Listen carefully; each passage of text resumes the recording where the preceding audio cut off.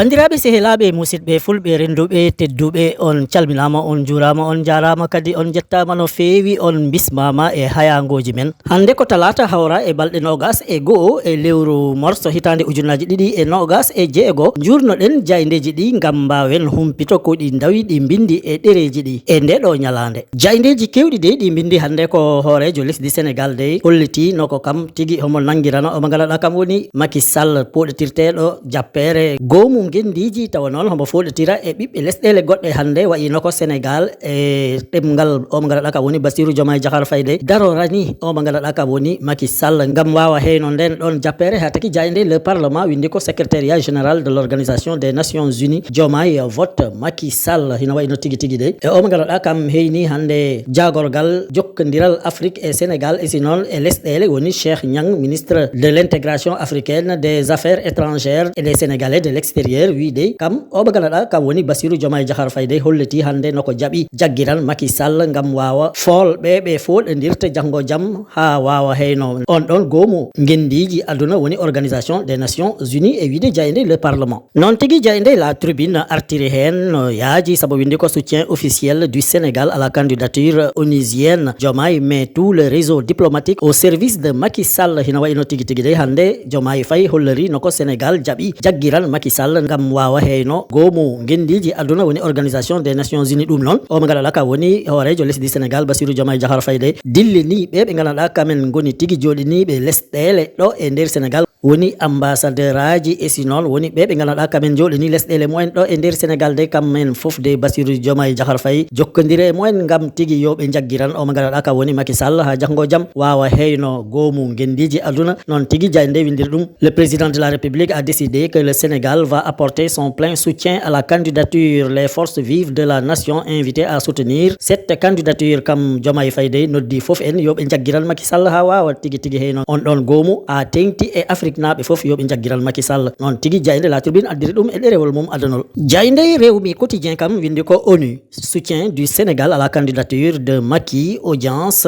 au palais, Macron le médiateur de l'ombre. Hino wayno ndekete yo kala ko webni kawral Macky Sall e Diomaye Faye de e sinon jaggirande Sénégal omo ganduɗa ka woni Macky Sall de wot gonɗo hen hombo laya ndekete wot gonɗo hen hombo moƴƴina wot gonɗo hen hombo jogui meslal mum hombo ñoota ndekete ko Emmanuel Macron kam tigui de haysi tawi andaka ha yettoyi wororo ndekete kam wonɗo lesga de hombo moƴƴina hombo fewna hakkude Bassirou Diomaye Diakhar Faye e Macky Sall ha taki noon jayde nde wi de ko darde fewde Emmanuel Macron hoorejo lesdi France dari ngam tigui hakkude Diomaye Faye e Macky Sall ɗum ɗata noyi ɗum wano cakri e kosam e wiide jayde Rewmi quotidien. Jayde enquête kam artiko e caɗele ɗe ganduɗa liggotoɓe heɓe ɗe jogui e ɗiɗo jamanuji isi noon wonɓe ganduɗa kam hay dañde ɗo ɓe liggi boom ɓe mbawa ɗum yi isi noon kala ko laamu ligginta de kamen kam liggotoɓe Sénégal ɓe mbawa hen heɓ ha taki jayde enquête windi ko commande publique emploi droit des travailleurs les chantiers de la misère hino wayno de ko caɗele tigui tigui jayde enquête holliri yowi e sukaɓe ɗaɓɓatɓe liggeyaji e si noon yowi e liggotoɓe riwateɓe e si noon yowi e ɓe ganduɗa de ɓe mbawa heɓ hande ko laamu ligginta ko ha taki jayde windi malgré les centaines de milliards investis chaque année les marchés publics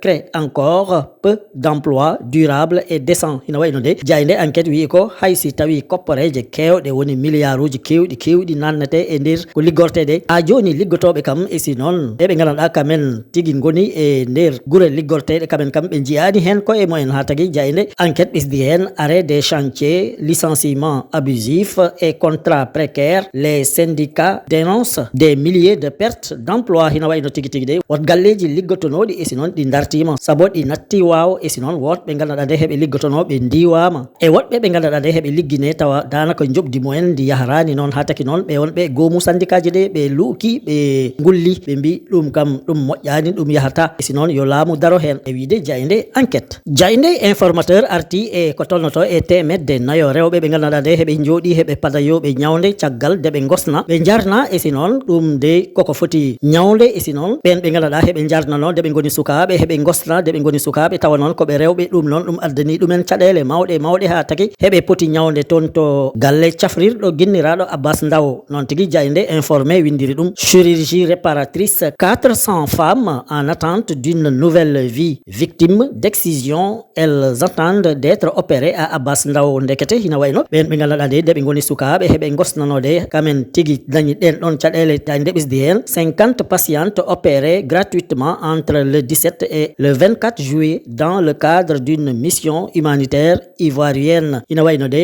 hakkunde balde sappo e jeedidi ha jaggi balde nogas e nayi e lewru suliyet ndu jaltuden de ko tolnoto e rewbe capanɗe jawo kamen kam be opérama e sinon be nyawndama dum non ko bibbe Côte d'Ivoire wadat be ko moƴƴi tan kamen ngari ngam safrude ben on rewbe ewide Jayinde informé Jayinde le verdict de wi ko kewi ko Kaolack taw non o mo ngara kam jogi jagorgal nden ka lesdi Sénégal e sinon nden ka bibbe Sénégal woni ministre de l'intérieur et de la sécurité publique wadi ko ton to Kaolack de hina wayno Jayinde le verdict wi ko dum fotani fuyne sabo non dum fewani dum moƴƴani ha taki Jayinde windi ko l'incident de Kaolack ne doit pas être banalisé. Le ministre de l'Intérieur, Mohamedou Makhtar Cissé, viole le protocole républicain. Hina wayno on magana daka woni Mohamedou Makhtar Cissé tawakam woni tigi jogi do jagorgal nden ka nder lesdi Sénégal e sinon bibbe Sénégal de ko wadi ko ton to Kaolack hina wayno wona dum wowi yi'e ko laamu wadata e sinon no laamu watratno Jayinde bisdi hen kam on magana daka woni Mohamedou Makhtar Cissé de yahi Kaolack yahani gouvernance te ko non dum wowano kam on magana daka woni Mohamedou Makhtar Cissé ala ko wadi ko wona yahade e galle bieteɗo Mamadou Ndiaye Rahma taw non ko politicien de ko ton tigi on magana ka woni ministre ton tigi waloyi galle on dum non dum hewani ko dum yiyete walla dum ferayi e ha taki Jayinde wi wota dum fuyne yo dum nyawnde e sinon yo dum yewtinde si jango jam wadi ko wayi non wa sa wade e wide Jayinde le verdict Jayinde la libération windi ko association de malfaiteurs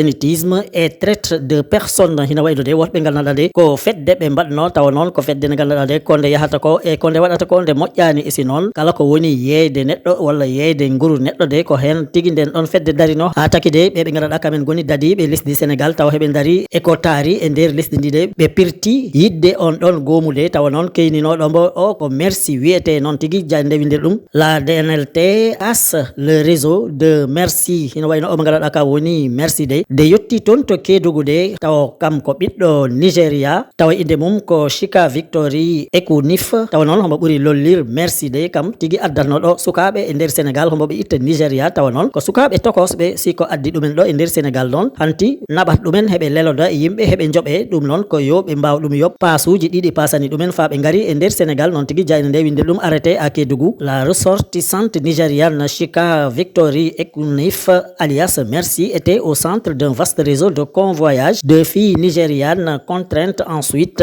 à la prostitution pour lui rembourser les frais de voyage ndekete si addi ben don suka be tokos be nder Sénégal de nabat dumen be dabbe yane kayit kollirat do Nigeria be kodi e sinon kollirat do tigi tigi e be poti dañ kayit woni kayit consulat sibe kantini nabat dumen mayo de ton tigi loto yatno dumen habe labo nabat dumen toto geje way e goldol mayo ha loto dumen habe labo si hantini nabat dumen bayti lay ton tigi de nyippuno cuudi mum ngam nahna ton sukabe be ombo dumen yeeye gorko garda kala leloda mumen be njoba e wiide Jayinde la libération ngasnirten ko coftal balli e ko yowati e on don alhalide sabo Jayinde le Dakarois Sport windi ko nouveau scandale à la fédération sénégalaise de football hina waydo de wot ko nyoke de galnada de jitama e nder on don go mu fukko kosngel gondo e nder Sénégal hina wayno de wot ko yita ton de ko galnada hina nibbide sabo Jayinde le Dakarois Sport windi ko Axil Hotel réclame 25 millions francs CFA hina wayno tigi tigi de e hotel bietedo Axil gondo do e nder Dakaru de hombo labdo walla hombo yobno ko tolnoto e million aji nogas e joyi on don gomu jogi do fukko kosngel e nder Sénégal woni fédération sénégalaise de football ndekete nogas e joyi million aji de fédération sénégalaise de football hombo dum jogani on don hotel e wiide Jayinde Dakarois Sport bandirabe sehilabe dum wondo seeda e ko min gaddalno on e ko Jayndeji di ndawi ko tongo hande on jettama on jarama e kettogol mon nyimgol tabitgol on duwanama jam e kisal tottondiren aadi ha sanga goddo se weli Allah jom bade e bawde o